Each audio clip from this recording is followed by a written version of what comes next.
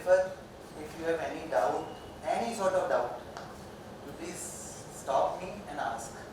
We'll have the session very interactively, because what about the previous sessions?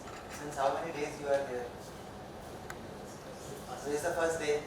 So how many sessions? 2 sessions before mine. How was that? Bit theoretical. How was that? A bit theory and all. So I'll keep it more realistic, because most of you have a bit of idea of system operation, voltage, current, electricity generation, frequency. You have heard these terms and you have been utilizing all these in day-to-day operations in your respective country. So the topic, by the way, is generation resources and load generation balance as a whole.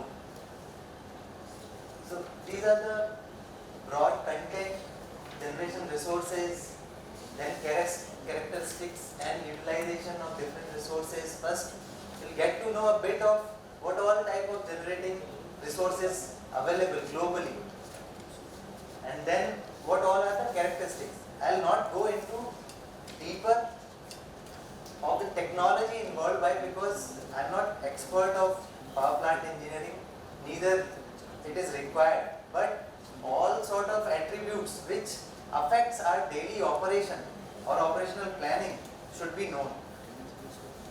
So that would be the objective. Then demand pattern and factors influencing load generation balance.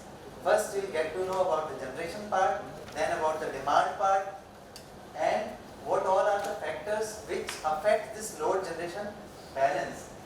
And then reserves, what reserves are. Area control error. How many of you have heard this term, area control error?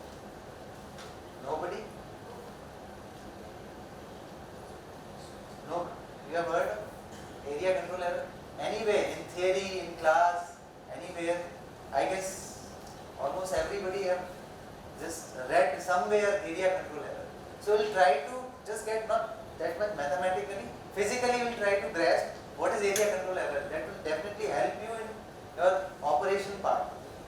And then frequency monitoring and control. What sort of frequency control methodologies are there, named as primary, secondary and tertiary, one by one.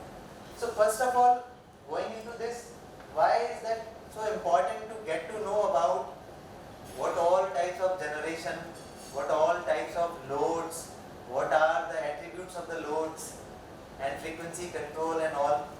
Anybody? Any thought? Why is it so important? Anything? Anything? To make the grid stable. So even I am comfortable if anybody wants to speak in Hindi or any so-called Nepali also, I can understand a bit. So Particularly there are, I think there are 2 types of reason. One is every equipment has its own rating regarding voltage, frequency. And in terms of frequency, if the frequency is up and down, it will not work properly. Great. That is one reason. Great. And another reason is this whole power system is a single machine based on inertia system. Correct. So if the frequency goes up and down, the grid will fail, ultimately losing the inertia. absolutely, I guess everybody agrees with what he has said.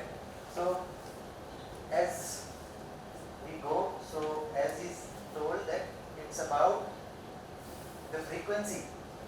Whenever there is a mismatch in load and generation, frequency either falls back or rises. If generation is more than the load at any point of time, because it is to be matched in real time, second to second, microsecond to microsecond, if load and generation are matching, then frequency remains constant. And if it is exactly matching and our reference frequency, let's say 50 Hertz, in most of the countries, Asian countries, we have 50 Hertz as a system frequency, then it will remain at 50 Hertz. But what about when frequency goes down? What all can happen? One thing which he has said that most of the elements or equipments are designed to operate at the rated frequency, rated voltage. If frequency is deviating from the rated value, their operations, their utilization might hamper. This is one. What else? A bit electrically if we go, what else can happen? Let's say the frequency goes down. What else can happen? What goes wrong further? Anything. We all know that in our system we are having mostly rotating mass in terms of motors, generators. So what about rotating mass? We have an electrical field as well as magnetic field. So magnetic field means flux. So basically we have induced EMF in the machines which is dependent upon frequency. Again frequency. So if frequency goes down, some of the parameters get changed. So I guess most of you have read somewhere in your undergraduation or diploma that motors drive are having VYF control. Means the torque in the motor which is being generated depends upon the flux, and flux is dependent upon voltage and frequency. So if frequency goes down, then flux goes up because flux is inversely proportional to the frequency. So in that case, overfluxing, what does that mean? You can visualize this.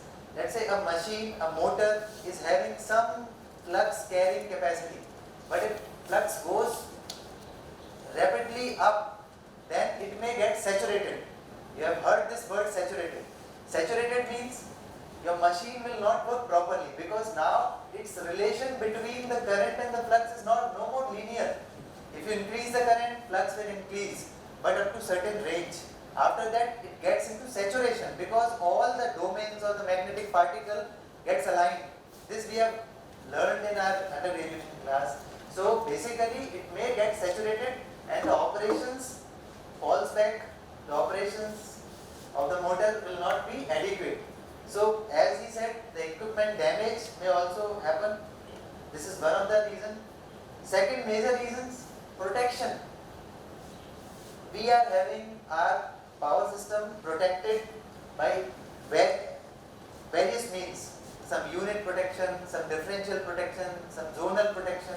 So if frequency falls back, if frequency goes down, then at beyond certain level, under frequency load shedding. Have you heard this word? Under frequency relay, UFR gets operated. Just to try to back the frequency to the nominal value. So load shedding or load curtailment gets happen because of this severely low frequency.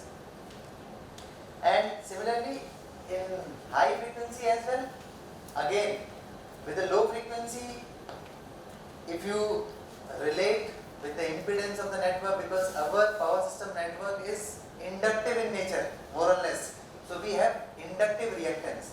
So inductive reactance directly proportional to frequency.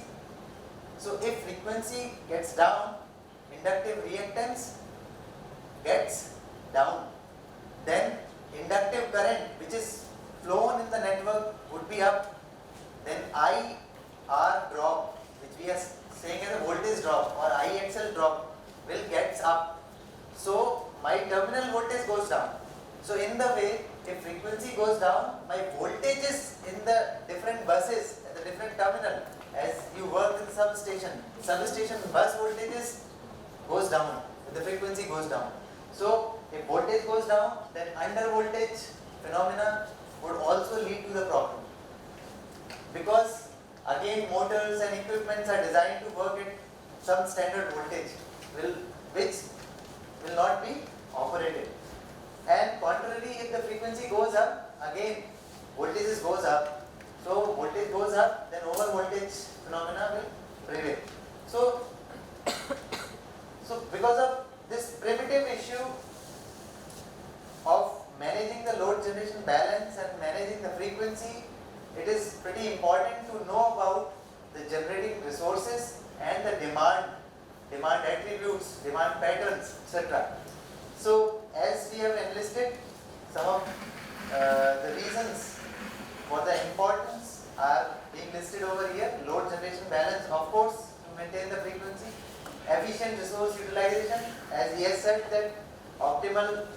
utilization of any equipment, because any equipment in the power system is designed to operate at a standard rated frequency and rated voltage. Maximum efficiency, of course, if you gets deviated from the rated frequency, the efficiency of the equipments or the generating resources will get deviated from its optimal value. Then grid stability and reliability. We again know that if frequency deviates from its nominal value beyond certain limits, then stability issues, angular instabilities, oscillations may occur in the system. So to avoid that, we require the thorough study, thorough analysis and control of load generation. Then resilience and flexibility. What do we mean by resilience? I'm just taking a bit of time in the initial slides. Moving forwards, I'll go faster. So what do we mean by resilience? Anybody?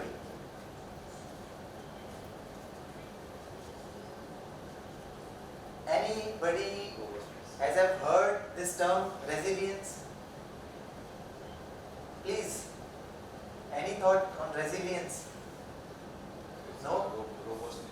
Robustness. Resilience means it is having the capability to ride through, to cope it up with. So resilience, to make the system more robust, more resilient, it is required, it is important.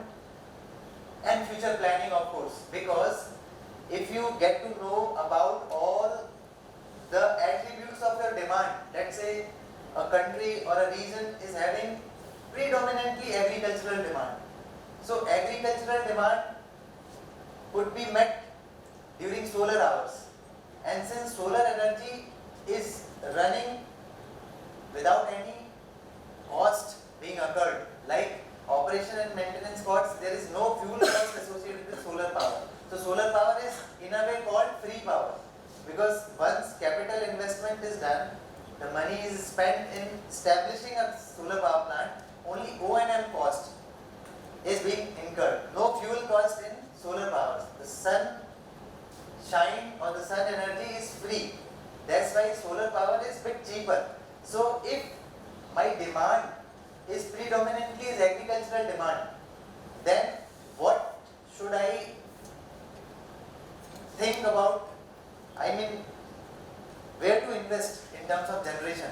Should I invest in gas power plant, solar power plant, wind power plant?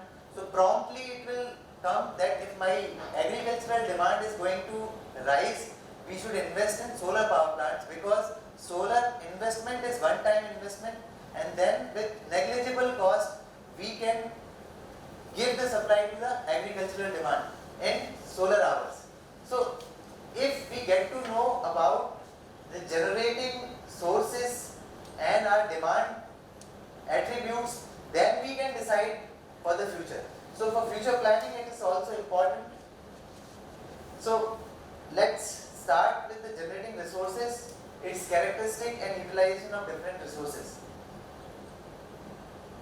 As this is the typical diagram of a present electrical grid, where the left hand side you can see various resources, generating resources, starting from nuclear, fossil fuel based generation means coal based, gas based, hydro, wind, solar and hybrid. And the other side, it's a consumption or the load or the demand, which is again residential demand, commercial demand, industrial. Then demand side management means we can change or regulate the demand as per our requirement, as per the price of the generation. Then distributed generation means the generation is not located in a single place, it's a distributed. Then distributed storage, the need for storage, and electric vehicles, etc. So first of all we see the generation side. So it's a broad classification. We can classify the generation based on various attributes, like based on primary fuel. So electricity is being generated from the power plant. That power plant may be getting the fuel as a fossil fuel, as a solar energy, or the sunshine, or the wind energy, or hydro energy. So depending upon your primary source or the fuel, we can categorize the generation like fossil fuel based. The coal based thermal power plants would comes under this category, fossil fuel, natural gas based, and oil based like diesel, etc.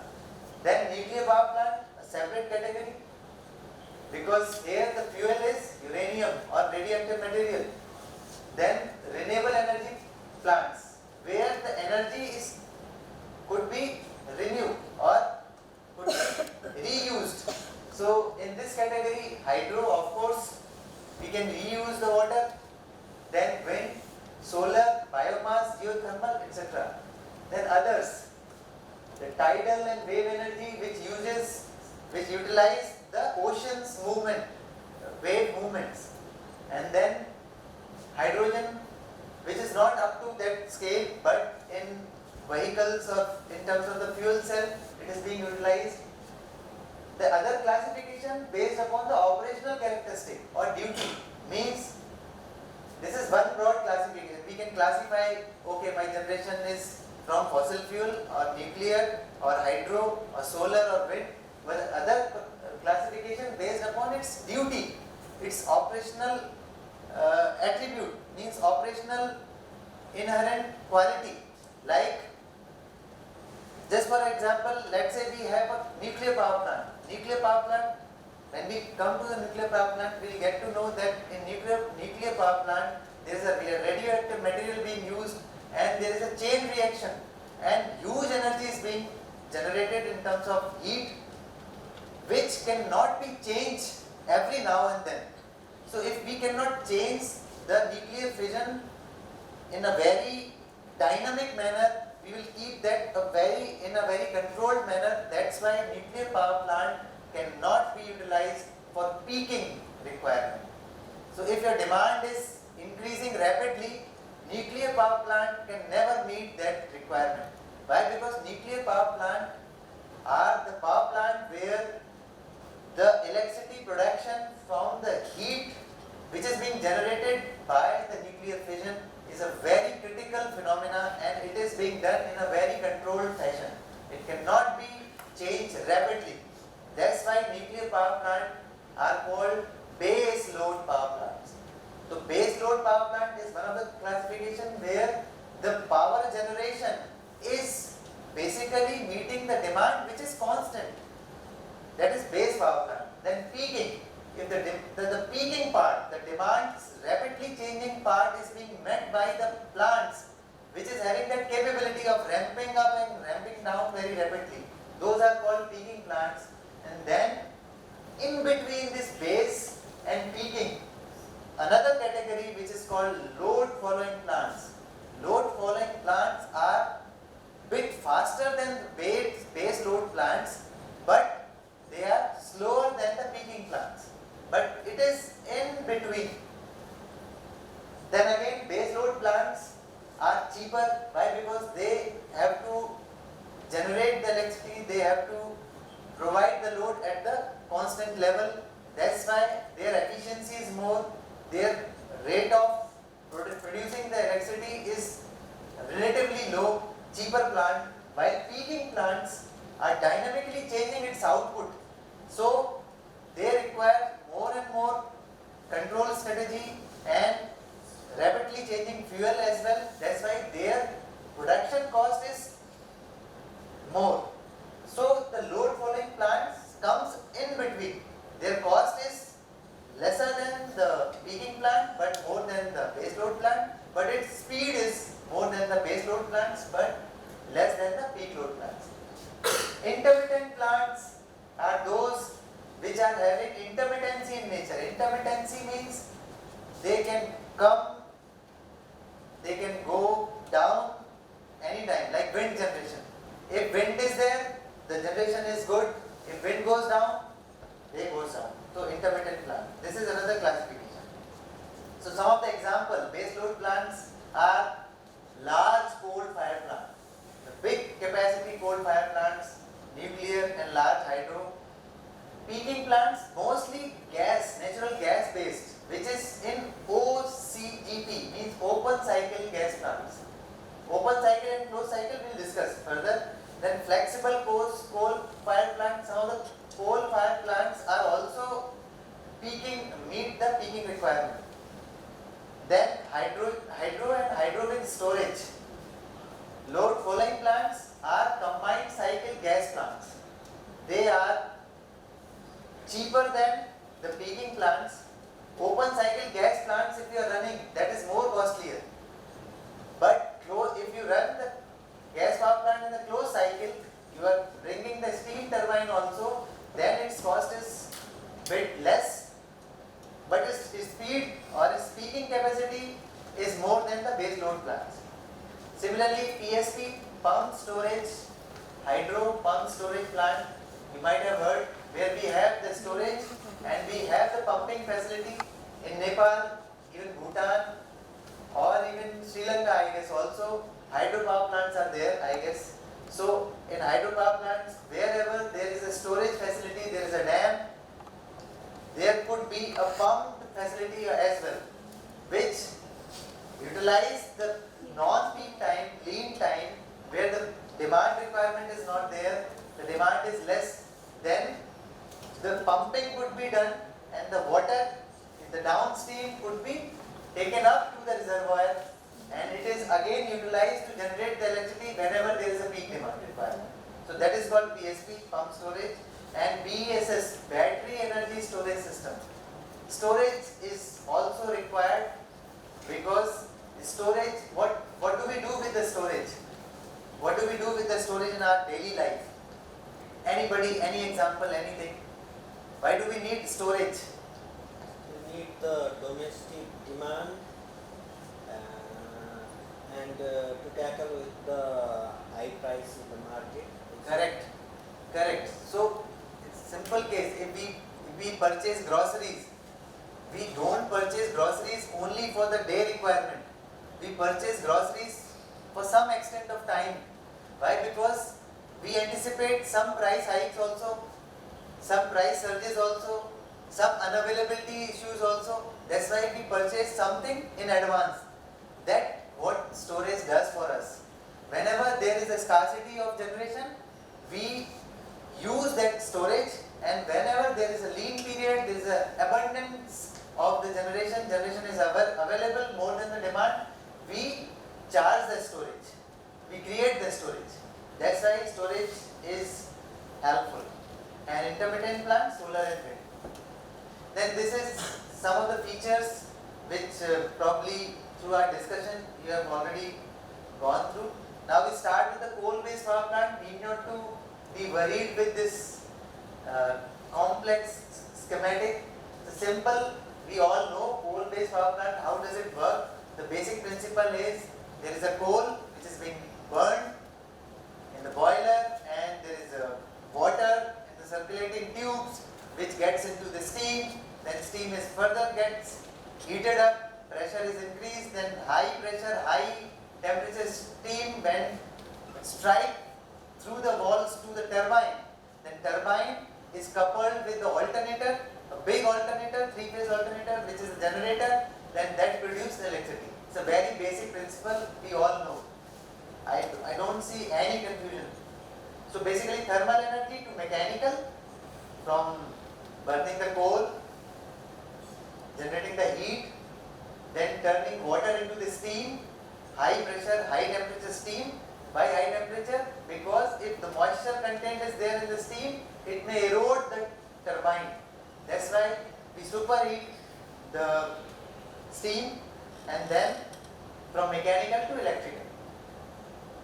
So again, don't go by numbers so much, just for your introduction, just for your reference, just for an idea that classification of coal-based plants, subcritical, supercritical, ultra-supercritical, and the progressive technology is advanced ultra-supercritical, and many more.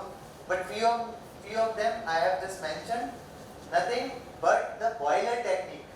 How the coal is getting burnt, what is the temperature, what is the pressure is being maintained, depending upon that, the technology changes, the efficiency of the plants changes, and its performance gets changed.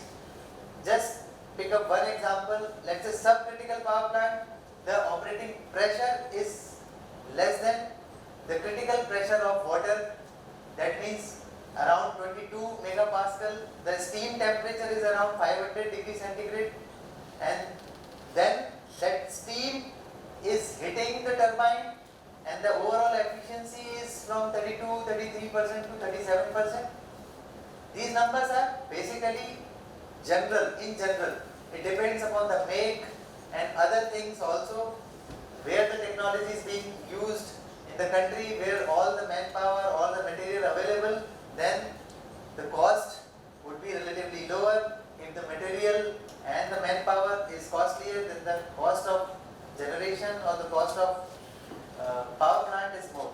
Any doubt? Any doubt so far? Anything? Then ramp up, ramp down rate. What do we mean by ramp up, ramp down? If we have a generation, it is generating at certain level, and the generation can cope up pretty fast. We can call it as high ramp up rate. Means if a generator is generating at 100 megawatt, and in a minute it can go from 100 to 110 megawatt, then we can say 10 megawatt per minute is the ramp up rate. And similarly, ramp up down, ramp down. Why it is so important? Because it is required to meet your or to fulfill your load generation balance requirement. Whenever there is a frequency deviation from the set frequency, the rated frequency, because of load generation mismatch, you have required the additional resources to generate more or generate less. So how fast it is generating, that is being given by ramp up and ramp down rate.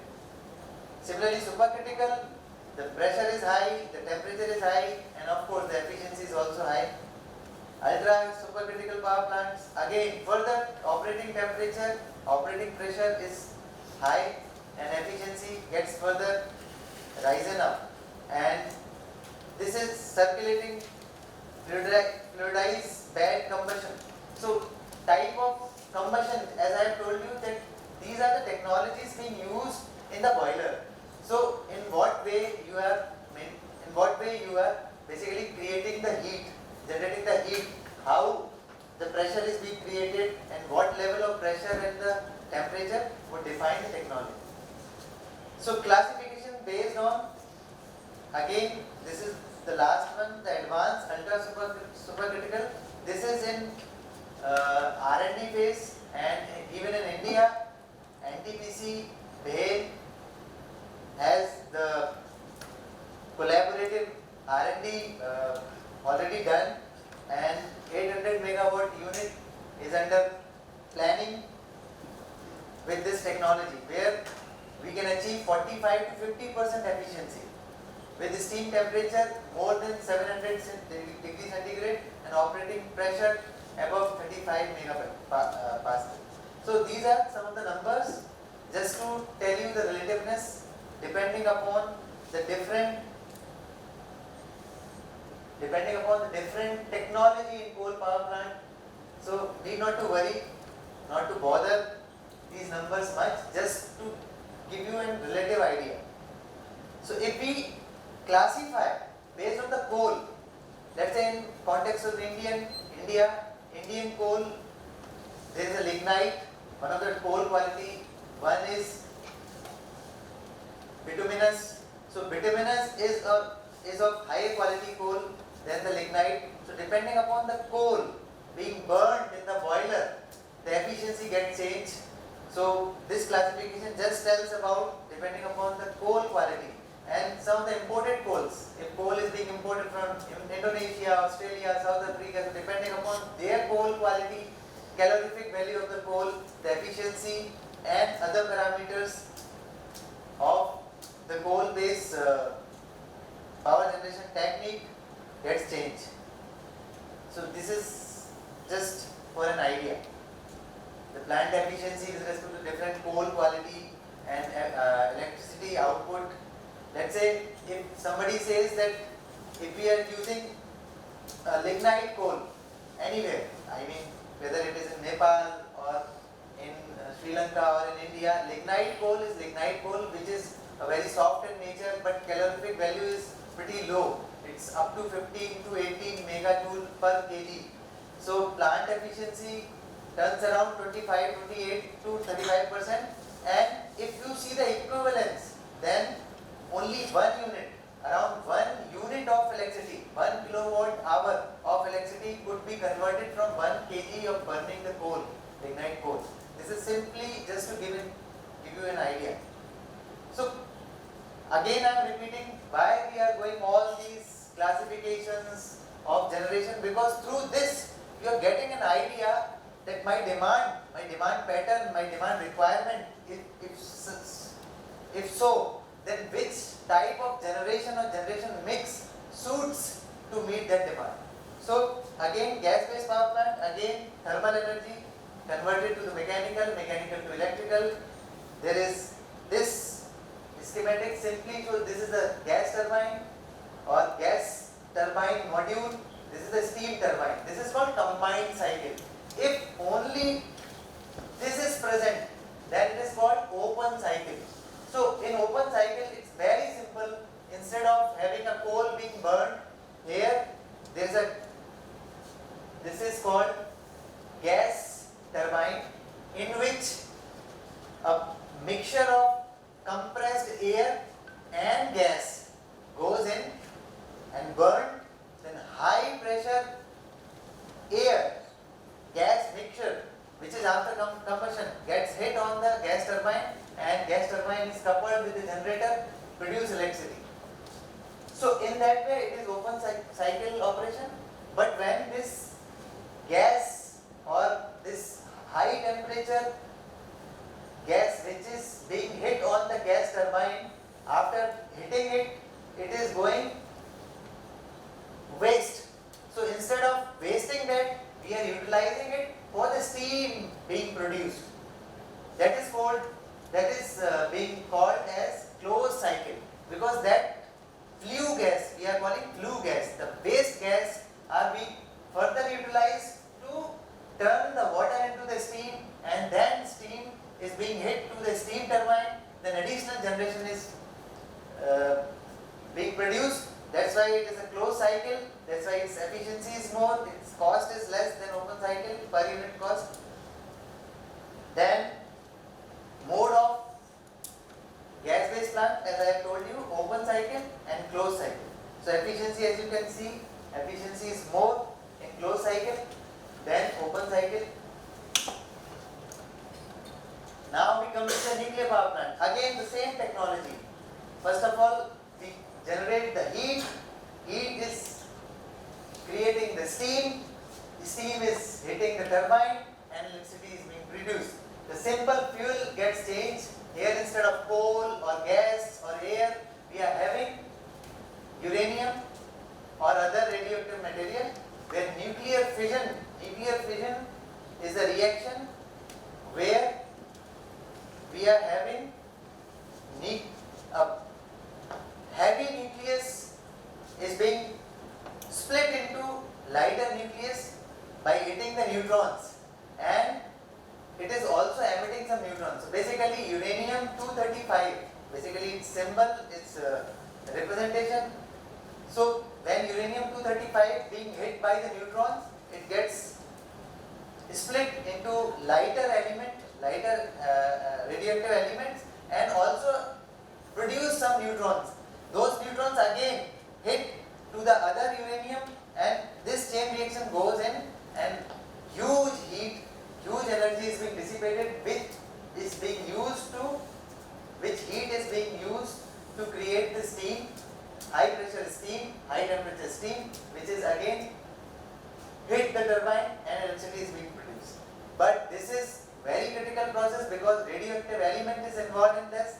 That's why this whole activity is being done in a very controlled and safe manner.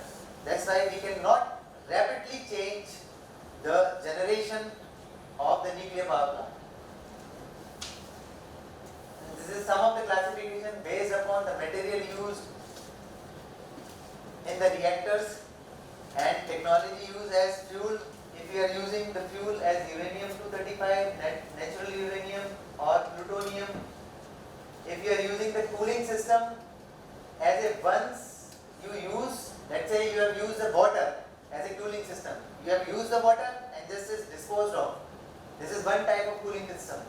If you are using the same water, cooling it, again using it to cool the system, the reactor system, and then again it gets heated, then again it goes out and cool down, then again recirculating, then that is another type of cooling system. Control system, if you are using cadmium as a control rod, why control system is required? Because this nuclear fission is uncontrolled reactions. Neutrons are getting emitted, those neutrons again hitting the uranium or the radioactive material, again it is split into lighter radioactive elements, and again neutrons also gets emitted, so this goes on. So to absorb those additional neutrons, you require some absorbing elements, which could be cadmium, boron carbide or hafnium. So this is to control the neutron. Then safety and disposal, depending upon the system available or the technology available for the safety and disposal, because disposal of the radioactive element or the waste of this process is another very big challenge, because it is not safe for the humankind, for anybody for that matter. Then hydropower plant, everybody knows there is a head, we have the water being flown. When water is flowing from high head to low head, it's hit to the turbine with the velocity, with some discharge. This turbine gets attached with the generator, electricity is being produced. This is a very simple reservoir based. Whenever we are calling reservoir based, the classification is runoff river. Wherever there is no such provision, of holding this water in a reservoir, that is called runoff river. As and when the river goes in, the water in the river goes in, since river is flowing from high height to low height, because of that head difference, the reverse stream is being channelized to the turbine, and when it hits the turbine, the electricity is being produced. That is called runoff river. Then again is the reservoir based, which I have just shown. The advantage of the reservoir based is to use it for the peaking power, because runoff river, depending upon the water flow in the river. If there is no water or the less water, less generation, no generation, but reservoir based, you can regulate because you have some reservoir available.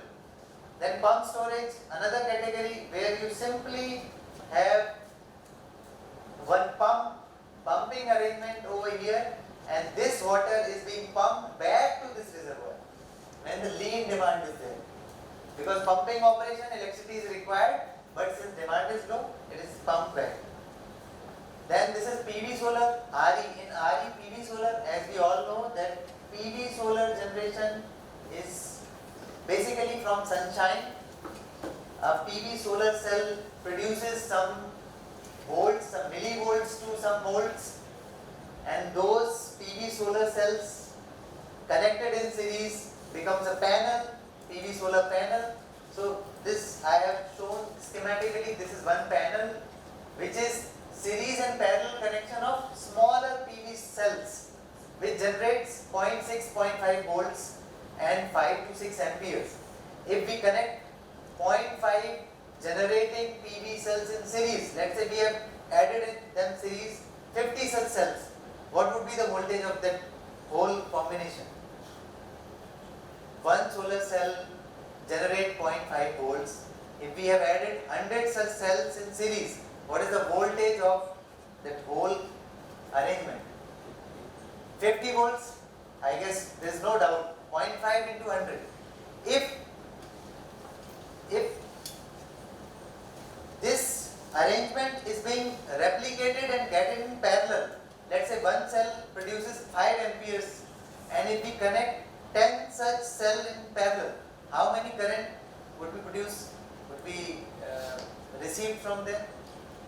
10 into 5, 50 amperes. So in that way we can we can create panels, then string of panels, then string of panels connected in series and parallel, then that goes to the inverter module. Then inverter, what does it? Inverter convert DC to AC and matches with the frequency of the grid and feed in to the grid. So this is the work of the inverter. So this is a typical, just to show, as all other generators which we have discussed so far could be controlled as and when required, like be it coal, gas, even nuclear, you can change slowly, but you can change.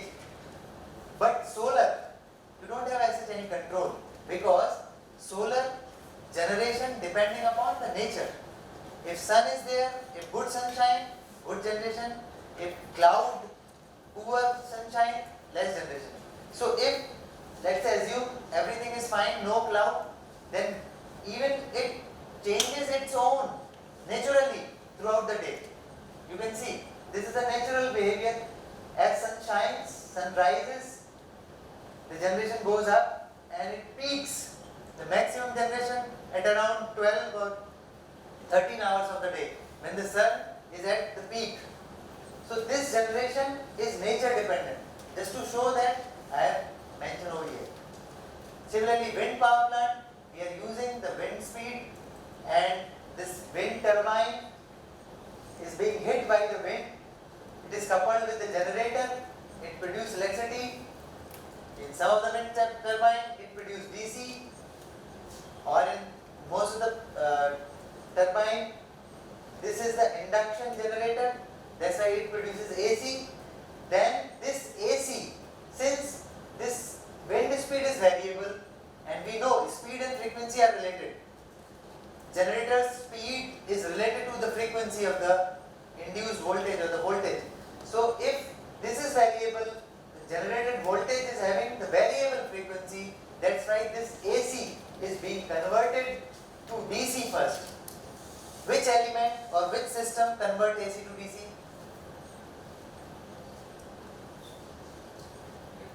Rectifier. So rectifier block is there which converts this AC to DC, then DC to AC again, because our grid is AC. To feed into the grid, it is converted again into AC with the help of inverter. So what is the need of DC to AC, AC to DC, DC to AC? Because my AC which is being produced is having variable frequency, because my wind speed is variable.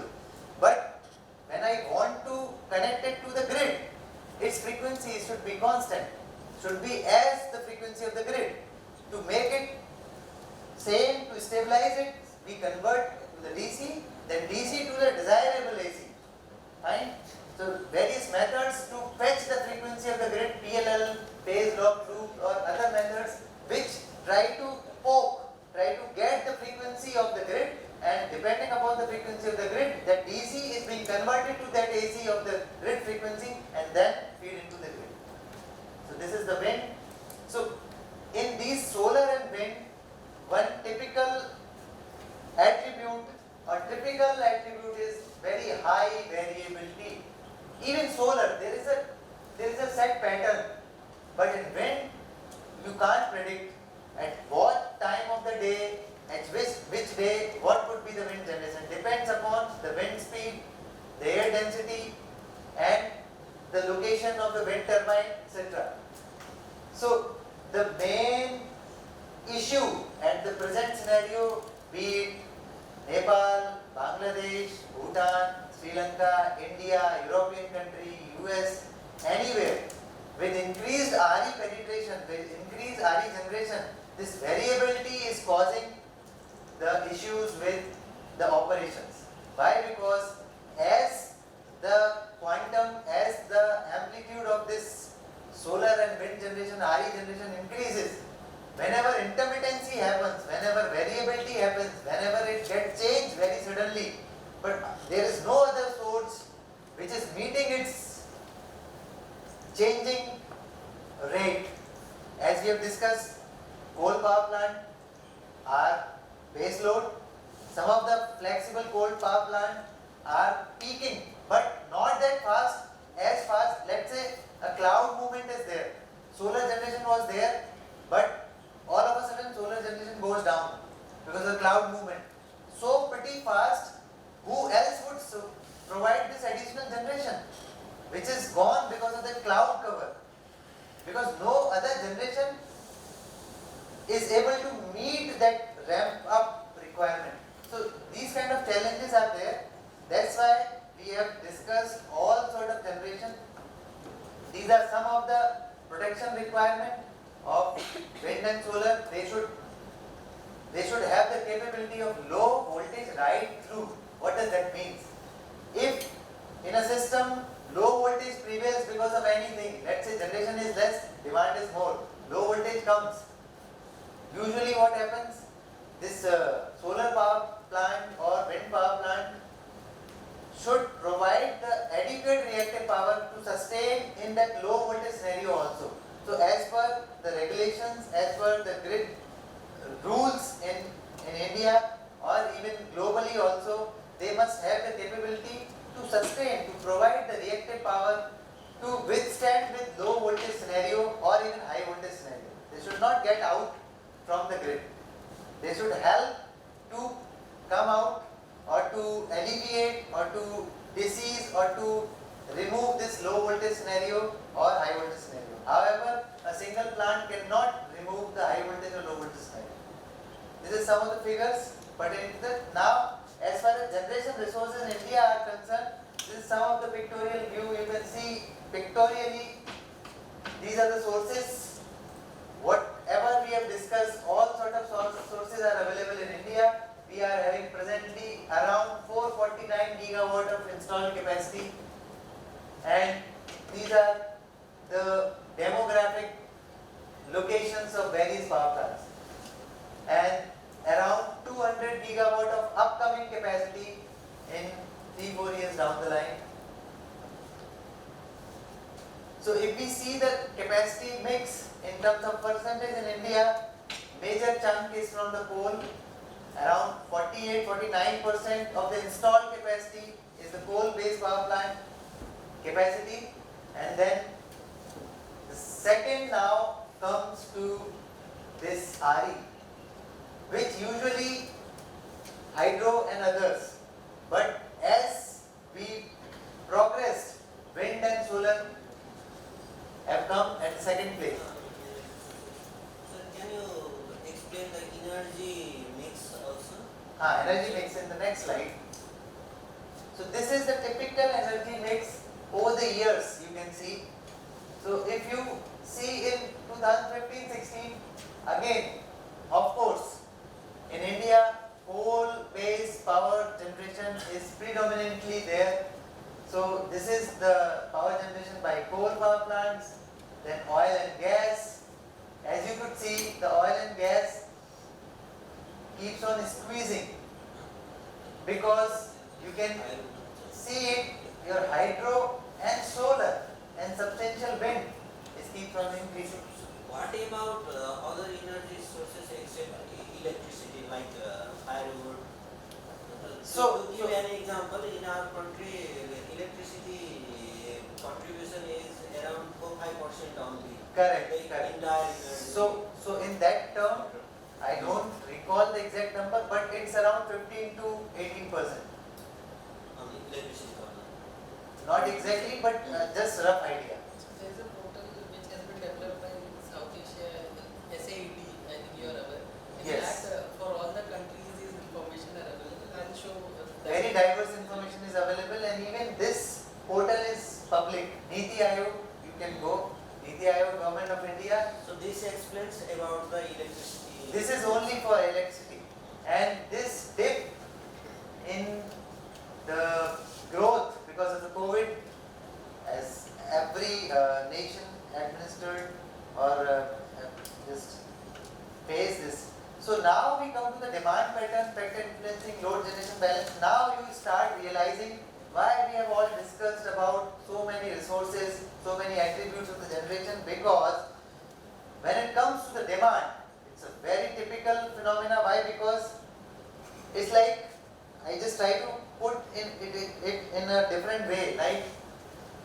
in countries like developed countries like USA, where the generation resources are in abundance, much more higher than the demand. In that way, they can say that their demand, their generation is generally following the demand. Basically, the generation is always trying to match its demand. But in countries, developing countries like South Asian countries, where generation is a bit of in scarce, less or neck to neck, there your demand is being met, whatever generation is available. So these two different scenarios.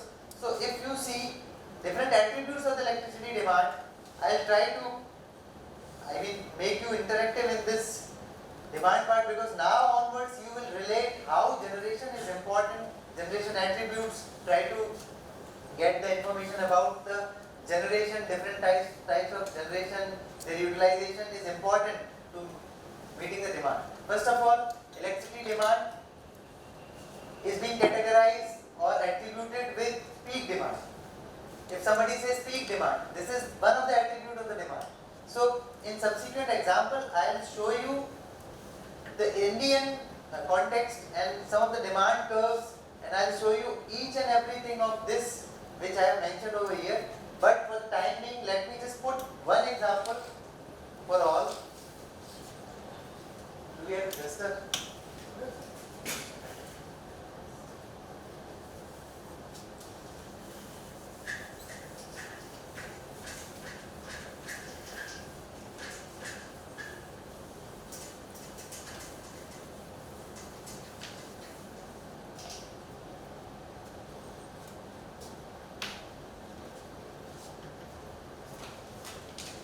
let's say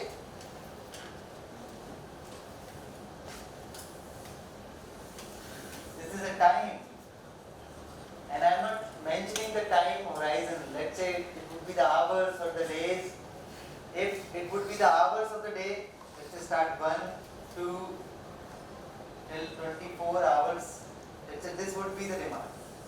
For example, now with this example, let's say this is the day. This example, you all can relate all these attributes. What is the peak demand? Let's say I am talking about the day peak, because I have shown only day demand. This is, let's say, demand in megawatt or whatsoever unit. Let's say megawatt. So by picture, can you say what is the peak demand? This is the peak demand. This is the peak demand. But peak demand of the day, by the way. Then average demand. What is the average demand? Any idea? Quick, because lunch time. Quick, any idea? Because further discussion, further 10-15 minutes would be more interactive if you just involve in this. What is the average demand? How do you get the average demand? Any idea? Area of the curve divided by time. Correct. So basically, you can area under the curve divided by time. So kind of you can say this energy, the area is the energy. If I assume a constant demand throughout the day, that would be my average demand. This is kind of average. Fine. What is the base load? What is the base load in this? Minimum. If this is the minimum point, this much of demand was throughout the day. So this is your base load. Fine. I am just watching it in a day horizon. If I stress the day, weeks to the weeks or the months or the years, then the same definition, same attributes are associated with that time horizon. So what about ramp of the demand? It's very important parameters of the demand. What is the ramp of the demand? Because even if this is a peak, but if you see, I have just drawn another demand which is like this. What do you say, or what do you think is the better demand to meet easily? Which one is the better or easier demand to meet with? Green one. Why? The demand is nearly Because it is nearly flat. There is no ramping requirement, because ramping would require the technology and the cost and much more control stuff. Fine. So even though peak of both the demands are same, but its ramping requirement is pretty high. So that way demand's characteristic, and meeting the demand is very critical, very crucial. That's why load generation balance is not that easy. That you are running short of this much of generation, just bring it. No, bring it minute by minute, moment by moment, just matching. And not only upside, downside as also. As in this, as challenging as much this meeting this ramping up requirement, similarly this is equally challenging. Because again, in this period you have to reduce down your generation. Who would be having that capability? You have to match it. So this, then the very important factor I have highlighted it, net demand. If you have not heard this, if you have not used this in your context, it is pretty important. And nowadays, rather than the total demand, net demand is more crucial, because RE is getting much RE penetration is in much faster way. That's why, what is the net demand? Net demand means if you are having your demand like this, that's a day demand, but your solar generation obviously something like this, less or more, but its variation is like this only. Let's say wind generation like this. Usually it complements. In daytime wind generation is less, in night time it's more. So it complements the solar generation. So what about total RE? If we consider only solar and wind, if we add them up, something like this kind of RE generation. So this RE generation is, you can see the kind of ramping and kind of magnitude of it. This demand is being met. This demand is being met by this generation plus some conventional generation, isn't it? Is it so? This generation plus some thermal, some nuclear, some meeting all together is meeting my all India demand. If I just subtract this RE demand from the total demand, RE generation from the total demand, what you will get? You will get something like this. Something like this. Why? Because this is the net demand. So definition of the net demand is your demand being met by conventional resources only. RE, barring RE.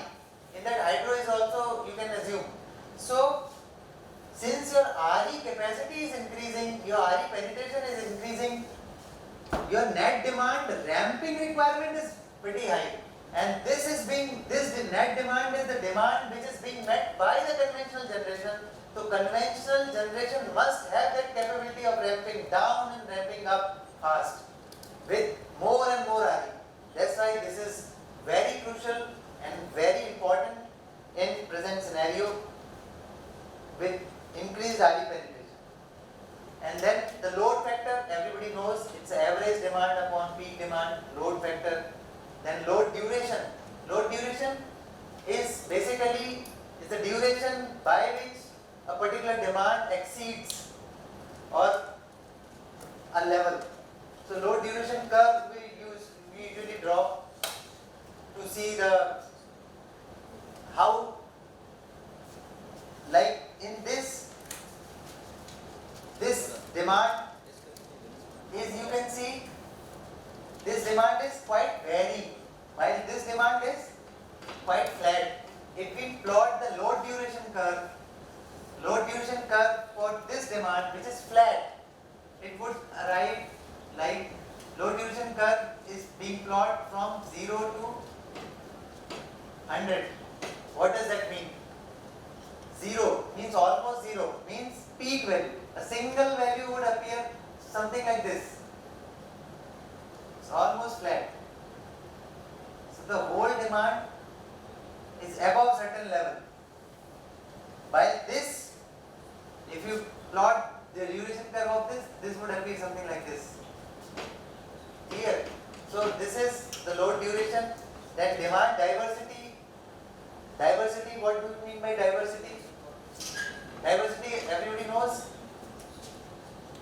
Let's say in Sri Lanka, the whole Sri Lanka demand is the sum of some of the states' demand. But if you see, is the demand peak occurs in all the states at the same time? No, there is a diversity. Because of the geographical conditions, because of the industrial operation, or because of the different mix of industry, agriculture, domestic and commercial in different states. So different peak, the constituents means the total demand of the country is being constituted by the smaller regional demand sum. But regional peak don't occur simultaneously, otherwise your country's demand would be peak here. All peak comes together. So because of diversity, that peak steep down. So this comes, so this we are attributing with the demand diversity factor. Then demand met. Once again, very important, demand and demand met. Demand met is actually the demand which is met, and demand may or may not be the demand met. Demand may be higher than the demand met. Let's say this room's demand would be 10 kilowatt, but because of the scarcity of the generation, it is being met only up to 8 kilowatt. So 2 kilowatt is the shortage. So demand met is the 8 kilowatt, while demand of the room is 10 kilowatt. So both are the different. Then unserved demand. So the difference between the demand and demand met is the unserved demand or the shortage. Then connected load. Very simple. This is again very important attribute of the demand. What is the connected load? Connected load means we cannot use the country's whole demand or the whole appliances at once. Or let's say for this matter in this room, we cannot use all the appliances at once. At least 2 computers are off, some of the fans are off, some of the ACs are off. So when we talk about connected load, that means all the appliances, how much load this is putting on the grid. So we connect that, if we connect it and calculate it, that is called connected load. Then attributes of the electricity demand, again if we move forward, then daily demand variability, peak load, off peak load, load curve, as I have already told you, this seasonal demand patterns. I have shown you the daily demand pattern, there could be the seasonal demand pattern, means season by season it's get changed. There's summer peak, winter peak, monsoon. Then sectoral demand means your commercial, how much is the commercial demand, how much is the industrial demand, how much is the agricultural demand. Then geographical demand variability, like urban demand is not same as the rural demand. And state diversity also plays a role, means all the states are not consuming same electricity at the same time. There is some diversity. Similarly, regional differences. Then again, impact of economic activity, like if there is a growth in the nation, there is a growth in the economic activity, recession, then also consumption patterns of the mass changes, and policy impacts and technological development. Very important. If a country, let's say what happens in Bangladesh, quite a few days back, what do you think? What about the electricity consumption in Bangladesh? For a case study, if you just throw some light on that, if you have any idea, what would you think? The electricity, the energy consumption goes up or down or what? What do you think? Down. Goes down because of the unrest. Fine. So these kind of things, policy impacts. Let's say government announces you have to use the energy efficient appliances only, certified appliances only. All of a sudden demand goes down. Let's say government says I am giving subsidy to rooftop. You just install solar generation and just generate electricity, consume locally, and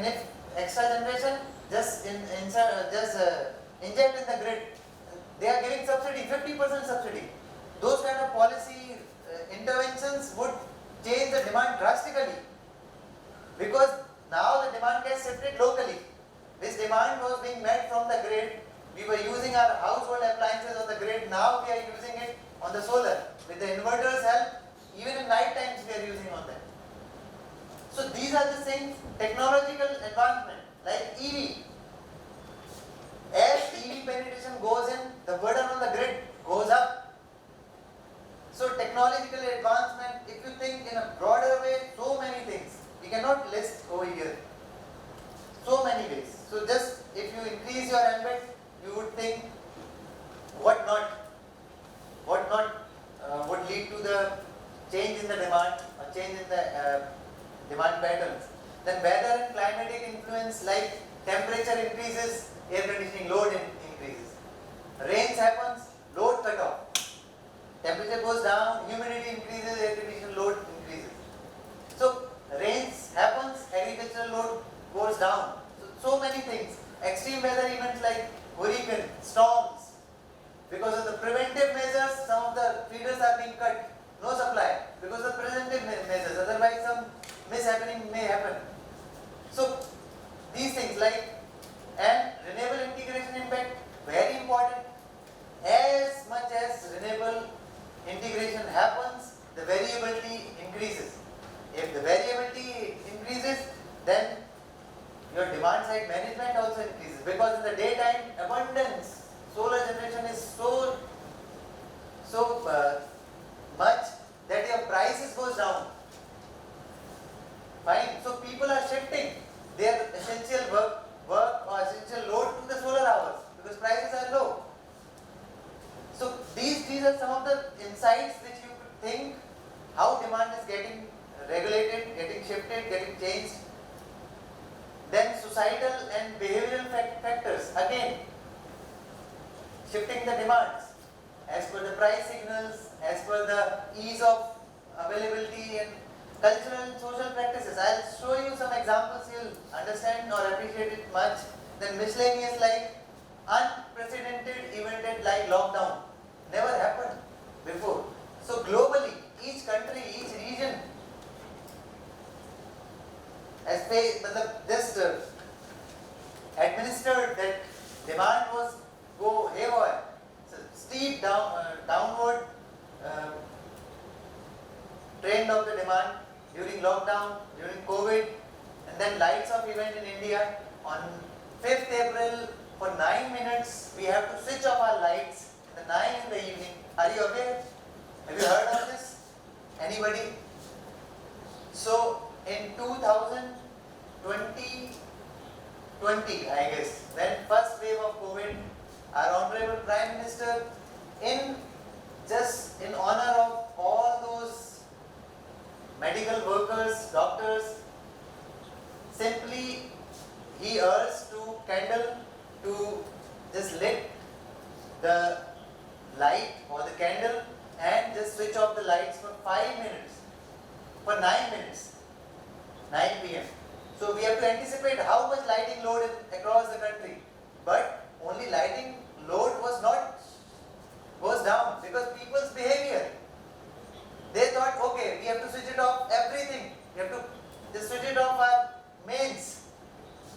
Somebody has switched it in a very erratic behavior. I mean, they have switched the fan load, lights load, air conditioner load, but not the TV load, just to see the news, what is happening across the country. So very much complex and diverse response. So we have to anticipate that, and accordingly we have to plan. Now these all analysis we have started with comes into the picture. What all sort of plans could help us when the demand goes steep down, and then again they will switch on the load, whatever load they have switched off. It was very hard to anticipate. I'll show you the graph. So I'll just show you the first graph, daily all India demand, some sample all India demand, just to show you. You can anticipate for these 7 days or 10 days what would be the peak of, what is the off peak, what is the base and everything. So this is the daily demand variation and this is the load curve. Now, as I have told you that weekly variations are also there. So this is just to show that we have plotted diagonal means it's a kind of, we are clubbing same day and averaging it out. So we have drawn in 21 and 22, July 21 and 22, Wednesdays, all Wednesday in July, and we average out the demand in 21 and 22. We have seen this almost same similar pattern. So this is kind of correlation, or you can see the analogy. If your same day, even next year, if you see the same days in the month, the demand is pattern is almost same. Similarly, if you see the month wise, like August 21 and August 22, the diagonal demand almost same. January, November, pattern is almost same. But if you see the May 21 and May 22, as I told you, some unprecedented event like COVID. Because of COVID, demand got down. Because of the cyclone, demand goes down. But the pattern still. Then, as I told you, the seasonal behavior. This is the Delhi's diurnal demand. Delhi's demand. So, as you can see, July to September, the peak demand is different. The demand curve is different. If you see the season from October to December, this is the winter season. You could see this light green. And if you see the January to March, it's blue. So, it's a seasonal behavior. So, since we don't have as such sectoral megawatt or instantaneous demand, but we have the energy. So from again NITI Aayog website, you can easily observe that predominantly we are having 4 categories in our energy mix: demand, agricultural, commercial, domestic and industrial over the years. These plots are over the years. And this is just to show the state diversity. See, this blue one is the Delhi's demand growth or demand change, while red one is the Maharashtra's demand change. When from one financial year for 21-22, from April 21 to March 22, if you see, the change in the demand of the Maharashtra is not that much. It's the same pace. But if you see Delhi's change in the demand, you can see in the winter months how it changes. This is because of the demand diversity. Because winter is pretty intense in Delhi area, northern area. In Maharashtra, that is not that intense. So no heating load. So this is just to show the demand diversity. Now, as I economic activity also changes your energy consumption, demand pattern. This particular picture shows that. As you can see, Goa, less population, more literacy rate, more economic activities. You can see this in this axis per capita income, and this is per capita income, this is per capita energy consumption.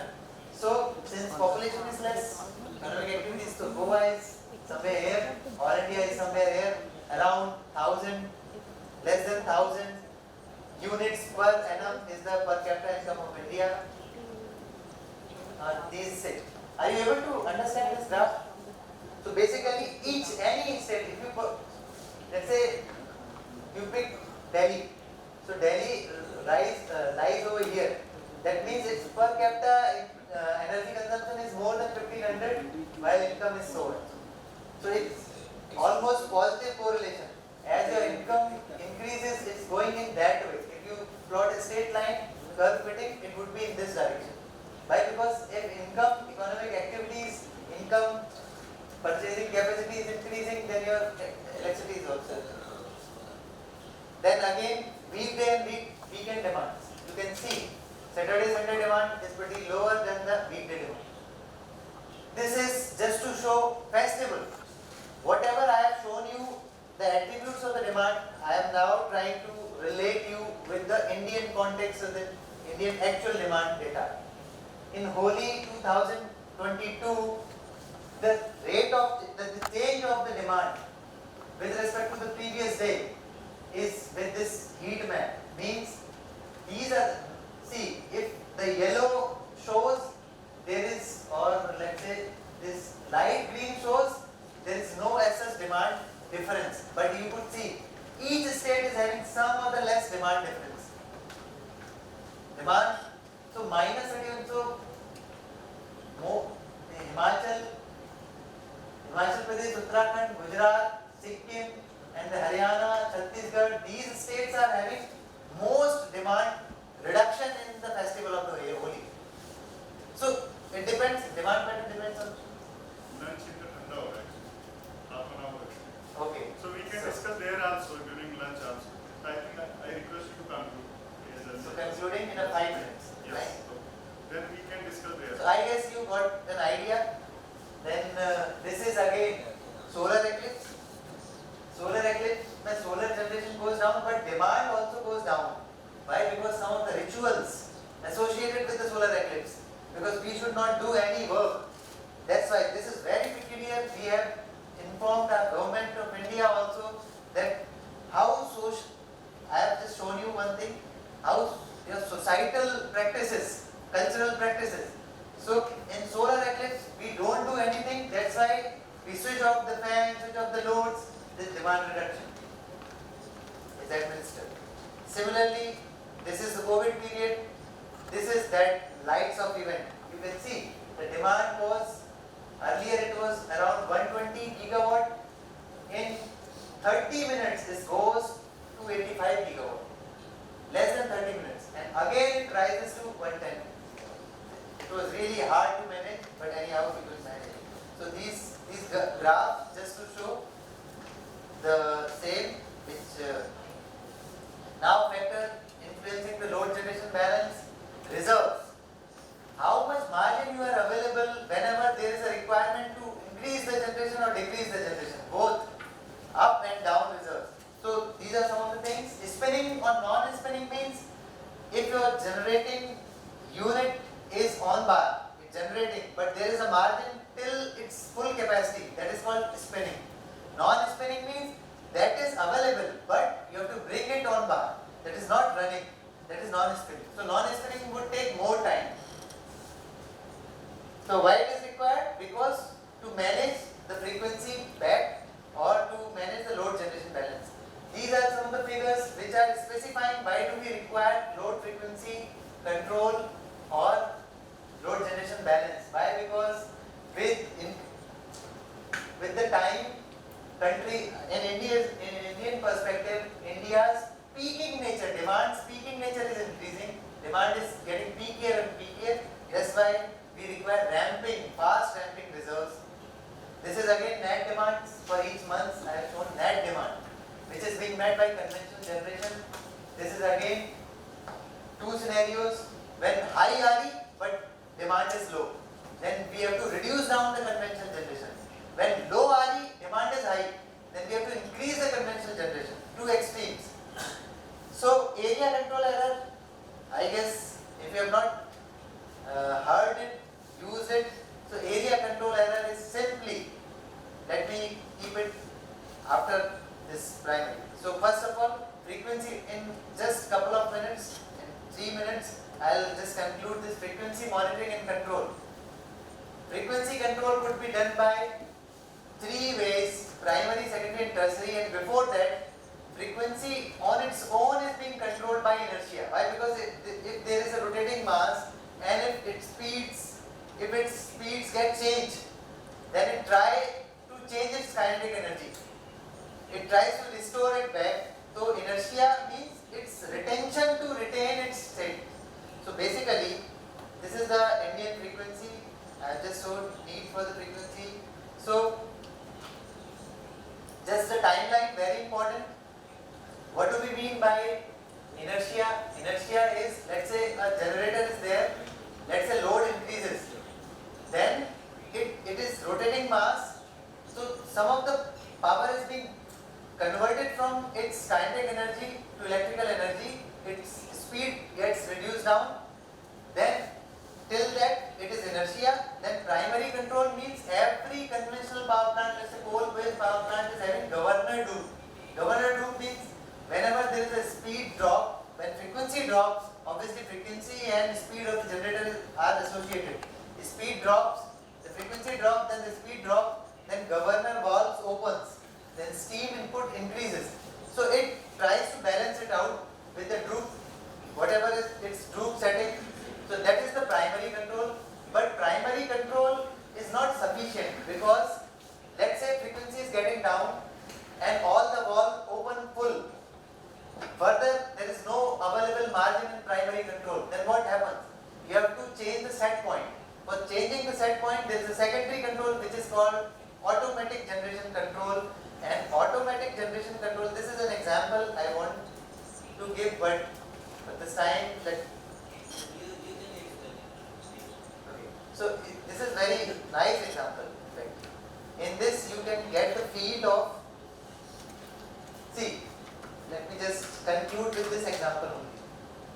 This is the frequency limit, operating limit. Let's say my frequency is operating somewhere here. Fine. This means my load generation balance is there. Now, at this particular time, 4500 megawatt unit gets tripped. Let's say 4500 megawatt solar goes down because of the cloud or anything. Then what happens? What happens? Frequency will go down. So frequency goes down and it keeps on goes down, but not till zero. At certain point, why? Because there are so many rotating mass in the system, generators, motors, which are having kinetic energy, which are restraining this change in speed. So that kinetic energy is getting compensating basically, and in a way frequency is reached up to this point. So if you see for few seconds its inertial response, we call it as inertial response of the rotating mass, generators, and then after that initial drop in frequency slowed by inertia. This frequency drop slowed by inertia. Then your primary control. All the thermal power plants, hydropower plants is droop. Its governor is acting, started acting because frequency is down, speed is less, valve opening is more, water is going more, steam is going more. So further it tries to restore back because of the primary control, which is the governor control. But up to 30 seconds or so. After 30 seconds, this primary frequency response for few seconds remains. Then your secondary response, which is AGC. What is trying to do? It tries to change the set point. Set point means it gives the generator the new set point. You have to generate now this. So this is with some area control error or some proper mechanism. So for next 15 minutes, your secondary control works and then you try to pull back your frequency to 50 Hz. So just last. And then when your secondary control exhausted, then it requires to dispatch some additional generation, means manually. You have to instruct some generators. Now it is permanent gap between demand and generation, not gap. It's a frequency is not bringing back 50 Hz, or if it is even bringing back. Further, after this, it is required to reschedule the generator or dispatch some additional generation. So that is called tertiary frequency control, which is manual in nature. Operator shift, whomsoever is operating the system, dispatch some extra generation to get it above 50 Hz or 250 Hz. So this is a typical example. These are three frequency control: primary, secondary and tertiary. Area control error is the error signal pertaining to each control area which try to maintain the frequency at 50 Hz. At the same time, it tries to maintain the export or import from its region at the standard limit, not deviating from its limit. Because ultimately transmission limits get violated. To maintain that, area control error concept being utilized. There is some illustration, but paucity of time and all. So this is in Indian context. We are in 5 regions, 5 regional area control error. So this is AGC is in place in India, and after that tertiary reserve ancillary services, we are called tertiary frequency control, we call them as tertiary reserve ancillary services.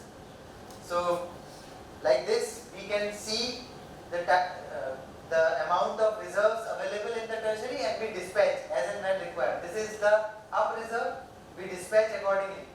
Okay, how much we require, this is a dispatch instruction.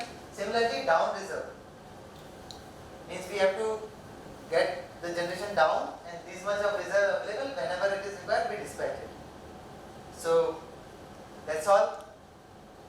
If any question, otherwise we can discuss while doing the lines. Just you can go to this area control period formula.